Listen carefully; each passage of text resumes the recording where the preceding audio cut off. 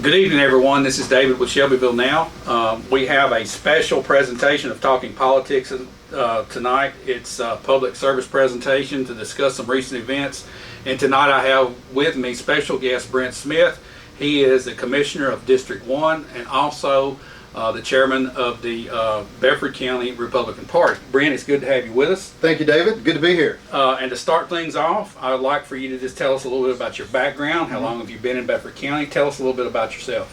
Yeah, so I moved to Middle Tennessee about 16 years ago now. I started off in Nashville, lived downtown, and then migrated out to Franklin. And I've been in Bedford County now for 8.5 years. We live in Bell Buckle. My wife and I, Amanda, we have a small farm. We have a few Dexter cattle and a bulldog and some bees. Right. And that's really about it. I did grow up in Knoxville, Tennessee, and went to Central High School in Knoxville. I ended up getting my Bachelor of Arts degree at Lincoln Memorial University up in Harrogate. I have degrees in history and philosophy, and then went on to Vanderbilt to receive a master's in ethics.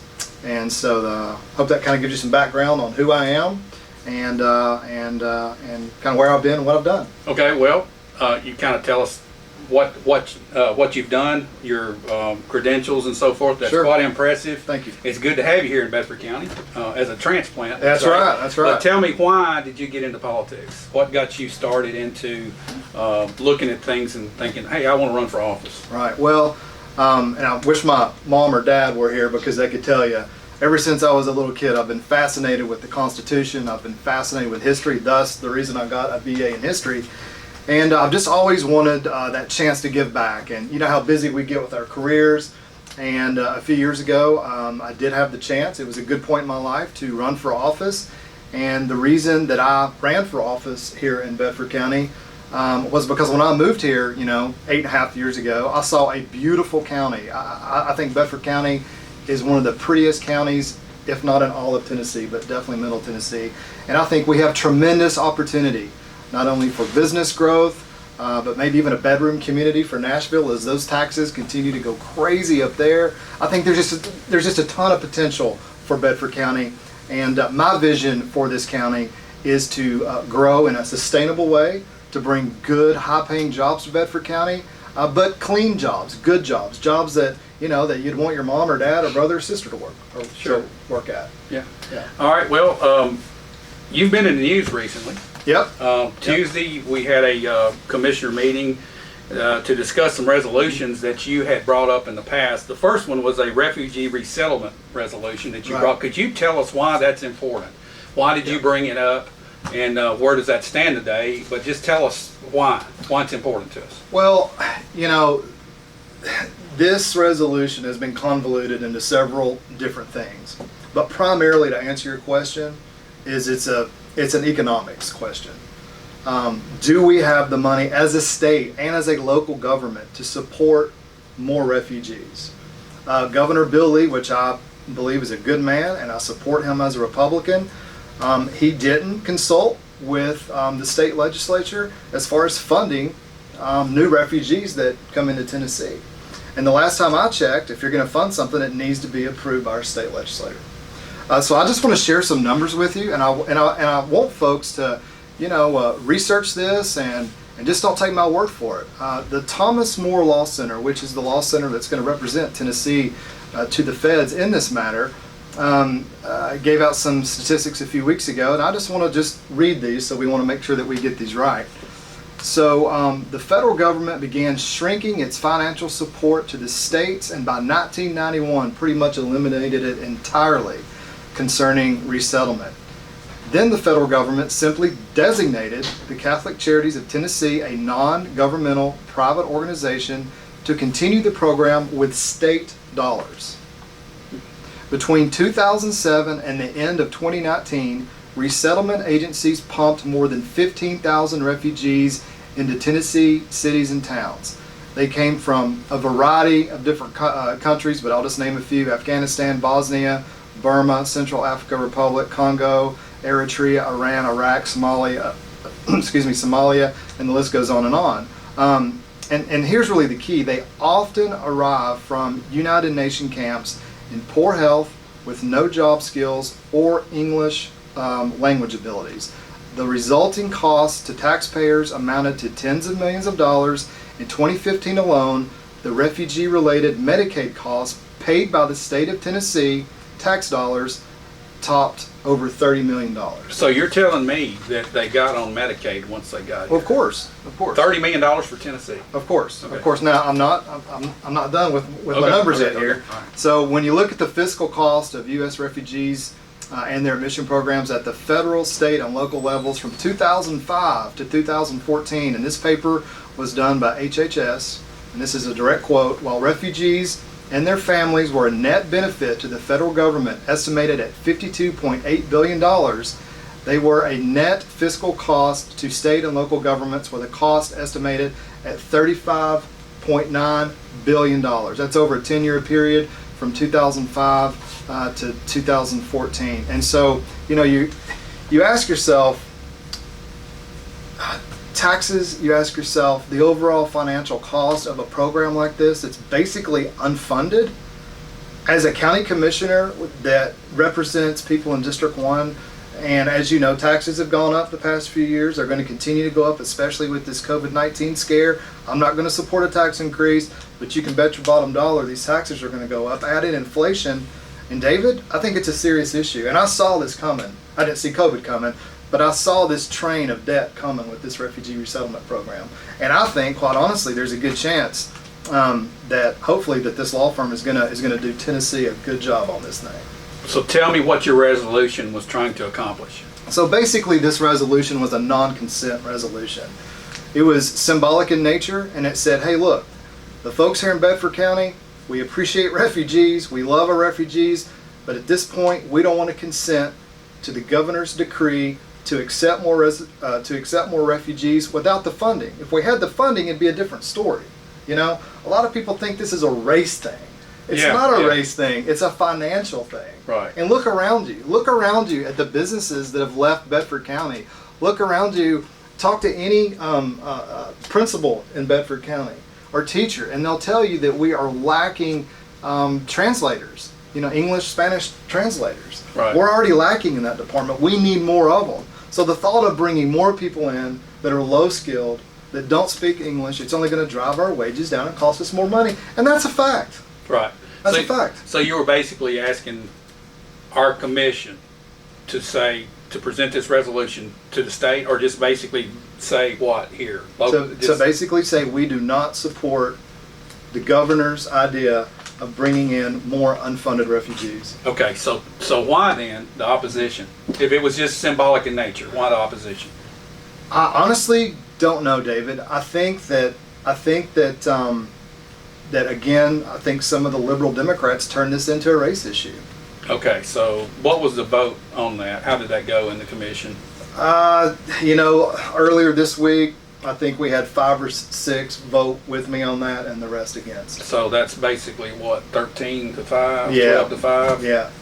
So And that's usually how it is on conservative issues. Okay. Yeah. So you definitely would consider this a conservative issue when it came down to saving the taxpayers' money. It's economics. Okay, It's economics. Okay. All right, Yeah. changing gears. Sure. You had another resolution concerning Right. the Second Amendment, and basically stated that Bedford County supports the Second Amendment. Yeah. And again, it's symbolic in nature, I know. Right. But please tell us why it's important that Bedford County, the commissioners, support the Second Amendment publicly, like that. And great question, thank you. And I think any gun owner or anybody that is a constitutionalist says this is a no-brainer. This is an absolute no-brainer. But before I dive into the meat of that, I just want to give you some statistics around the number of counties that have actually supported similar measures. 59 out of 95 Tennessee counties have adopted pro-Second Amendment resolutions. Okay, that's a large majority. Yeah, and then to dive even deeper, this resolution passed the committee. So went through the proper processes, it passed committee, it got to the commission floor, and Commissioner Yockey tabled it. Okay, and her reason for tabling is that we don't need to talk about these issues on a local level. It's more of a state or federal issue. But my question back to you, David, is, when you look around just this week, what's happened, say, in San Antonio? Now, if you say the Chinese coronavirus in San Antonio, Texas, that's considered hate speech. And guess what? That was a resolution passed by their city commissioners or councilman or whatever. City councilman, yeah. And so the red herring of, oh, it doesn't matter that, these symbolic resolutions, it absolutely does matter, because as a county commissioner, constituents can come directly to me, they can voice their opinions, I can put forth a resolution like these two resolutions, which is exactly what happened, talking to constituents, and then these resolutions can either pass or fail, hopefully pass, and then that information is passed up the chain, up the flagpole as you will, to our state officials and then on up to our federal officials. And so you tell me, David, if something around red flag laws went to court, or if all of a sudden you could only buy one box of ammo a month, and we had a law firm that represented Bedford County or represented the state of Tennessee, would that not be good evidence to submit into a court of law that the people of Bedford County support the Second Amendment? It's symbolic, yeah, but you know what? It sends a strong signal. Yeah, and how did that turn out Tuesday night? 9-9, it was a tie, is that correct? Yeah, so it was a tie, and I was happy to say that, I had half of the commission with me. Basically, because Commissioner Yaki had tabled it, we had to vote again just to vote on it. And we got down to a tie, and then we had a chance to either break the tie with one vote, or it died on the floor. Our county mayor, Chad Graham, had that chance to break that tie, and he did not. Okay, so we live in a county that probably voted for Donald Trump, 75, 80%. Yep. I think you could safely say that we're 75 to 80% conservative. Some of the polls I've put out on Shelbyville now indicate that. Mm-hmm. I think people can look back and see that we've got a large majority of people that have conservative views, and they support conservative ideas, and quite honestly, they're going to support conservatives. So Yeah. You tell me how the commission goes to a 50-50 split like that over a basic constitutional right. Well, I can tell you why most commissions in small towns like Shelbyville, why this happens. The reason is because most conservatives are small business owners like yourself. Most conservatives are working, they're raising families, and they think that government is dysfunctional. So therefore, you get community organizers, you get people that tend to lean left that are in government. And then they just work their way up on the county commissions, they work their way up into other higher positions, and then the folks of the county, the folks that are out there working, paying those taxes, they're underrepresented. And I believe currently, with the way it's set up, the average Bedford County, and I know this because I'm the chairman of the Bedford County Republican Party, I know the stats. We were a blue county for a long time, and then we were purple, but now we are solid red, as you just indicated, not only from your polls, but from the election of Donald Trump. Right. We're not fairly represented on this commission. This is a tax and spend commission, plain and simple. Tax and spend, that's a liberal agenda. It is a liberal agenda. So 9-9, you've got a chance to break the tie, Yep. and Mayor Graham doesn't do it. Okay. Yes. What do you think the reasoning behind that is, though? Do you think that they just didn't think it was important, or what do you think the issue is? I honestly don't know. And I honestly think that's a great question for you, David, to maybe ask Mayor Graham. Maybe have him on and Well, I'd like to have explain him on. that, I mean, he you has know? a standing invitation to come on this show anytime. Right, right. The seat is his, the floor is his, because honestly, I think we need to hear from as many commissioners. Oh, I agree. And the mayor and our city council locally and the mayor of our city as much as possible. I think the more that we can talk Mm-hmm. to the public, the more transparency we have and the more opportunity we have for questions. And that's always a good thing. Questions are good. Yeah, and I want to encourage people too. I mean, as the chairman of the Republican Party, I want to encourage you, if you've been thinking about, running, if you're fed up with government in general, there's an old saying, don't get mad, get elected. And I want to encourage people to participate. Look, we don't have to agree on everything. There'll be a day, it may be sooner, it may be later, that I'm not in office. But we need other people to step up, preferably with conservative attitudes and conservative opinions that are constitutionalists, to represent the majority of the people that live in this county. Okay, you threw a word out just a minute ago when you were talking about this vote and the split and all that. And in the context of it, you mentioned the word dysfunction. Mhm. Okay, let's talk about dysfunction. All right, I know that there's a concern that you have concerning the conflict of interests that are on Yeah. that's on our commission at the moment. Could you elaborate on that? What do you see Yeah. that concerns you the most? So this, ladies and gentlemen, is probably my biggest concern. You know, we've got refugee resettlement, we've got the Second Amendment. You know what? It's water under the bridge, legislatively speaking. However, we have 4 county commissioners that work for the county. They're good people. They want to serve. Right. You know, this isn't a bashing session on these people, but ethically and in some cases legally, they're not and should not be allowed to vote during the budget season on the budget. And I've done some research on this, and I've found that if the budget is packaged all together, they can actually vote for their own raises. But if it's a line item budget, they cannot. Personally, if I work for the county, and let's just throw out a number, I made $50,000, and I was going to vote on a budget that increased my salary by, say, 5%. Ethically, as somebody that has a master's degree in ethics, somebody that studied business ethics, medical ethics, governmental ethics, it's a great opportunity to show your integrity and pass. It's not that you won't be a part of the discussion of the budget, but I think it's your ethical responsibility to pass. And if somebody out there can tell me that passes the sniff test, that you vote for your own raise in government, then by all means, please let me know. Okay, so do you think that the parties involved actually understand that they can pass? I think that they are starting to understand that there may be some ethical and legal issues around Right. this. Last year, these individuals were forced to read a conflict of interest statement. Right. And that alone, again, being an ethicist, if I had to read a conflict of interest statement before I presented something to you, again, it's the sniff test thing. Right. Okay, so you have a master's degree In ethics. in ethics. Do we have an ethics committee? An ethics committee was just appointed.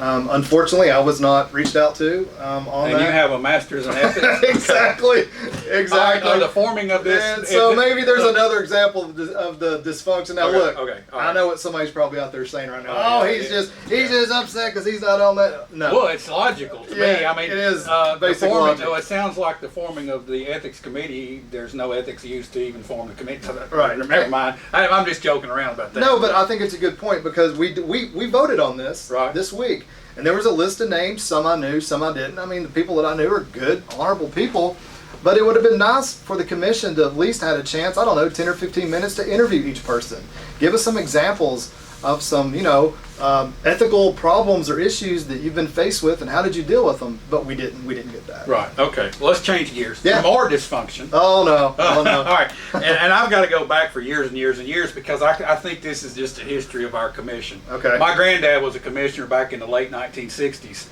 and there was an article that came out in the Times Gazette, and it was on the front page of the paper. My granddad was sitting in a chair. He was in the meeting, and he was asleep. Yeah. He had his hat pulled down, and you could tell he was asleep. And that night he had to vote on something. He didn't hear anything that went on. It was a big joke. It was hilarious. And my family joked about it for years. But is that actually happening today? Yeah. So David, unfortunately, that continues to happen. I had to call a point of order actually just earlier this week. We had a commissioner, and I won't mention his name, was so confused about what was going on in the meeting that he reached over to another commissioner and asked her how he should vote. And this is the third or fourth time I've seen this. This was the first time that I called a point of order because, again, it goes back to representation, David. I mean, if you've got people on the commission that don't know what's going on and have to reach over to their neighbor and ask them how to vote, again, does that make sense to you? No, and it didn't make sense to me as I look back on my granddad falling asleep. Yeah, I'd yeah. want to poke him and wake him up and say, pay attention here. And on the falling asleep. Again, I mean, I've seen a commissioner or two fall asleep during meetings and have to be woken up, asked how to vote, or told that they needed to vote, and Right. then they ask how to vote. Okay, all right, I've got an idea. Okay. 2 cups of coffee before the meeting. Minimum. No I'm going to donuts. pass a resolution that there needs to be 2 cups of coffee. No donuts, though. No That's donut. out. No, we don't want the sugar. But I think the coffee would be a good idea. Yes. And yes. maybe a splash of water in the face from time to time. Yeah. And look, I mean, hey, I'm joking about this, of course. It's these kind of things, humorous, but these things happen, but when it happens consistently, you know, I think it's time to start talking about it. Okay. And I encourage you, if you're watching this and you're going, Smith is crazy, then come on down to the commission meetings and watch and get an idea of how business is conducted and see how your government is functioning. I think we can do better. I think we can all do better. I think Bedford County has a bright future, and I think that, you know, depending on who's, you know, leading this ship or in a leadership position, I mean, really, you know, we shoot for the moon, but maybe we land in the stars. But I truly believe there's that kind of opportunity here in Bedford County. Well, you and I have discussed before about tightening things up and Yep. getting things. I mean, we're so close to being that, what you described, just a great place to raise a family, booming business-wise. We have so much potential. And if we just tighten a few of these little things up, I think we can get there. Yep. Let's change to another gear now. Okay. And let's talk about Republicans. I had a lady ask me today what it meant to be a Republican. What did it take to be a Republican? Well, I look at the situation that we're in right now, and I want to ask you about Republicans not living up to their campaign promises or not living up to what a Republican actually is, and end up voting liberal. We've kind of touched on it already, but I see that as a big problem. How do you even address that? What do we do to get those conservative voices to speak up? Yeah, well, number one, ladies and gentlemen, we have to hold our elected officials accountable. Take that extra 5 minutes, ask around, look in the newspaper, go on the county website, see how people vote. I think the truth of the matter is, David, is that nobody really knows how anybody is going to vote until they're forced to vote on something. Now, they may intrinsically agree with that resolution, but you know, maybe it's a good friend that's against it, or maybe it's somebody they go to church with, or maybe it's a group of people they go to church with, and they don't want to be that person that votes against it. And so, you know, there are guidelines within our bylaws. You know, you have to be a part of a Republican organization. You need to be a member. You know, you need to have voted in primaries. You need to show and been bona fide that you are a Republican. And I think we've got a pretty good idea of who's conservative and who's not. And so it is very difficult. And I think when you look at the Republican Party, it's a big, big tent, just like the Democrats. On the Democrats, you've got straight up Marxists, and then you've got blue dogs. On the Republican side, you've got hard right constitutionalists that are unapologetic like myself, and then you've got more, air fingers quote, moderates that are willing to give and take a little bit more on constitutional rights. And so I think that it's always been that way. You could go back to the Civil War and look at the Republicans and the Democrats. You know, it's always been this way. But I think that we all need to do a better job of making sure that the people that we get into office are true conservative, constitutionalist Republicans. And folks, that's honestly you attending rallies and, you know, and campaign parties and talking to these people and getting in their face and saying, look, if you're presented with A, B, and C, you know, it could be the Second Amendment, it could be the First Amendment, because believe me, we're already seeing issues around the First Amendment. We're going to get into that. We're getting into that in just a minute. Yeah. And so ask them hypothetically, what would you do in that situation? And I think if all of us, me included, would do a better job around that, I think that these politicians, myself included, would be held better accountable for their voting actions. Okay. Yeah. One other thing I want to talk about the commission before we move on to the national situation that we're in right now is, do you ever go into a meeting, maybe it's a committee meeting or a commissioner meeting, a full commission meeting, and you think, you know, there's already been a meeting that's taken place? Well, David, you're getting into sunshine law there, and that can be a touchy subject, but I think anybody that's been in politics would say absolutely yes to that. I think it's a slippery slope on that, because, you know, government officials, they need to get together, they need to talk. There's laws around how many can be at the same room at the same time. For example, if I wanted to have a fish fry this weekend, invited, you know, you and your family, and then invited 4 or 5 commissioners, you know, that's not kosher. Yeah. You know, it doesn't look good. Right. It doesn't look good, but it violates some law there. And so to answer your question, do I think that might go on? I think there's a possibility that could go on. Okay.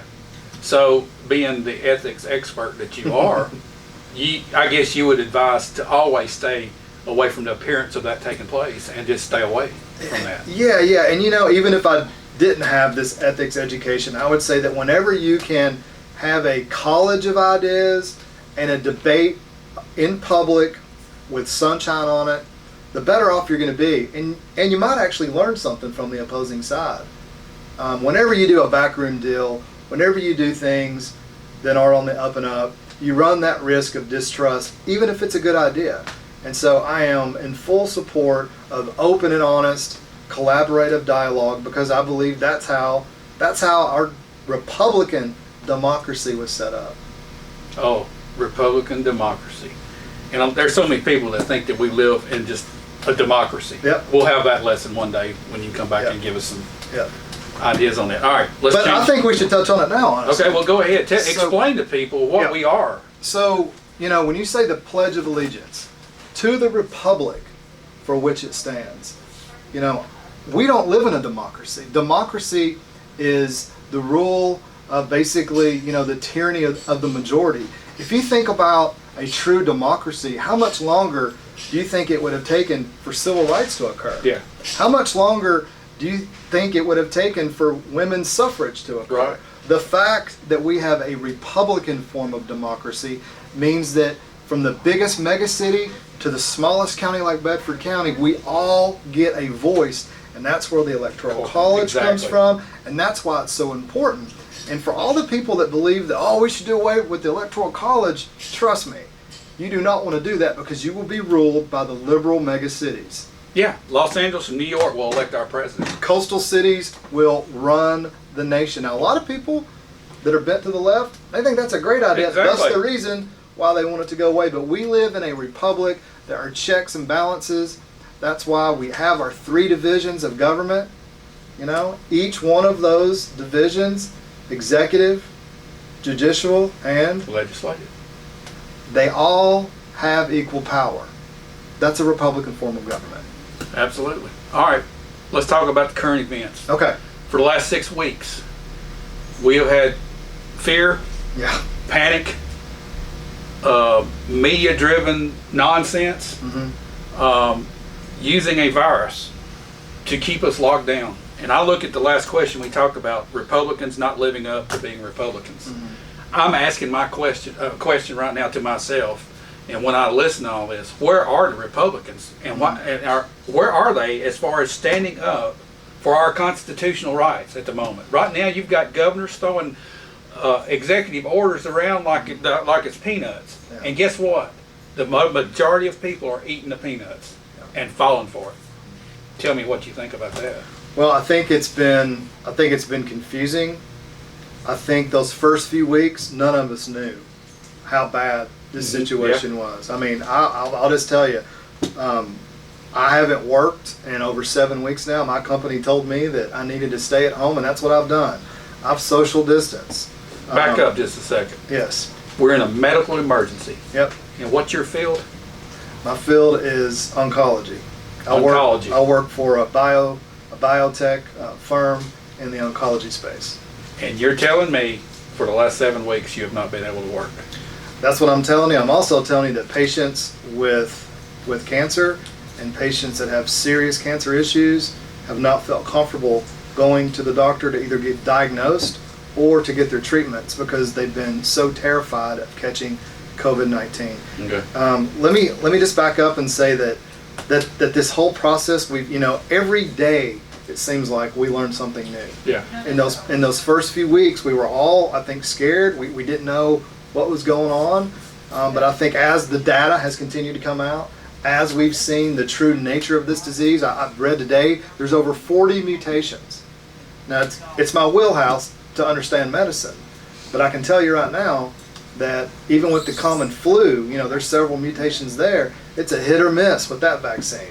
Tell me how we get a vaccine With for 40 COVID-19 mutations, yeah. with 40 mutations. I don't know how it's possible. Maybe it is possible, but I think we need to be really wise, thoughtful, and careful moving forward because, and it's been said many times, that the cure may be worse than the disease. Yeah. But let me back up. If you're immunocompromised, if you've got health issues, then absolutely, I think this makes a lot of sense. And I think that all of us need to be, live healthy lives, make sure we're getting our vitamin D, our sunshine, make sure we're taking zinc and vitamin C and all these things that help us to be healthy.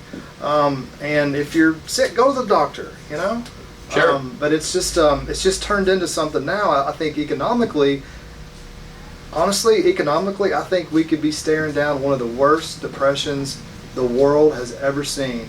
And I think we've just got a matter of a few weeks to get back to work safely, smartly. But there's a way to do this. If we can go to the moon, we can go to the moon, we can figure out how to get our economy back in shape and back moving. Because I'm telling you, folks, we're going to be looking at tax increases and a debt situation of inflation and possible food shortages, like even your grandparents had the same. Yeah. Well, you look at where we are right now, and opening up is so important. But then you have governors around the country that are slow walking the opening, and there's protests starting to take place. Yep. For instance, Michigan. Yep. I know they're constantly storming the Capitol building up there. Some of them carrying weapons, and you can start to see people push back against some of this. I don't know what to call it. I mean, I can't label what's happening, but with some of the liberal governors that we have out there. Right. How do you see that playing out? I see it playing out in the courts. I see a constitution that is alive and well, and I see governors that are panicking, and I see a huge power grab is what I see, and I see a lot of lawsuits moving forward. Do you think it's already trickled down though to the local level since you've been? Do you see that happening? Here in Bedford County? Well, no, just overall in other places. You mentioned San Antonio. Yeah. Well, obviously. Yeah. I mean, this is a huge power grab, and I think people are waking up. Again, it goes back to this was a process, folks. We started off those first 3 or 4 weeks. We were all terrified. We were all going to get it and die. Now we've realized that it's more virulent, meaning that it spreads more than we were initially told, but the mortality rate is actually less than what we were told. Oh, yeah. Okay? Yeah. And well, just today it came out. We have 65 active cases in Bedford County. Okay. That number has gone down pretty rapidly over the last week. I mean, we were up over 100. Now we're down to 65 active cases. What that means is total cases minus those that have tested negative now.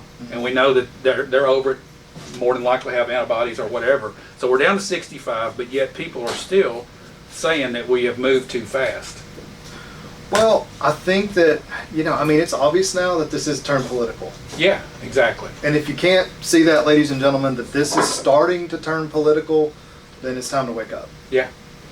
Well, I don't know what the answer is going forward. All I know is that I'm ready for it to be over. I think everybody is, yeah. Our economy can't take much more of this. Today, I saw on a news report, well, actually, it was a press conference that President Trump had. He mentioned that there would be a vaccine by the end of the year, okay, and that it would be administered by the military. And the military had bought 400 million syringes to do whatever they're going to do. Yeah. Is that scary to you? Well, I think there's a caveat in there. I'd heard that he said that it wasn't mandatory. If the word mandatory was in that, then I'm freaking out. But I did not hear the word mandatory. I heard that he would use the Guard or the military to administrate it, or to administrate it to the most vulnerable populations first. That would include nursing homes, etc. Right. And I know that the military is the king of logistics, so if anybody could do it, they could do it. But I did not hear the word mandatory. I think when we hear the word mandatory for anything is when we need to be seriously concerned. Right. And I think the CDC would push for that. I would hope not. I would hope not. That's where us as American citizens have to stand. Exactly. And exactly. And that's where we fall back on these constitutional rights, our First Amendment, our Second Amendment, our Third and our Fourth. These were set up a long time ago to protect us from all different forms of tyranny. And tyranny comes in all forms. Yeah, it does. Well, Brent, we appreciate you sitting down with us tonight and talking about these topics. Thank you. And we'll have you back soon. I know there's other questions that people have. directly related to the Constitution, Yeah. our local government. I want to encourage any commissioner, city councilman, mayors. You're welcome anytime here to discuss. Bring topics that you'd like to talk about, and we'll do it. I've got one more thing Alrighty. before we shut Okay. down. I want to, and I've heard through the grapevine, and this is good news, music to my ears. I think the city is looking at maybe a 15 across the board cut to their budget, and I would like to challenge the county to do the same. And I want to go ahead and up the ante and make another challenge. I'm not in this to make money, Right. folks. We make about $500 a month. I don't own a business that would benefit from me being on the county commission. I truly care about what's going on in this county.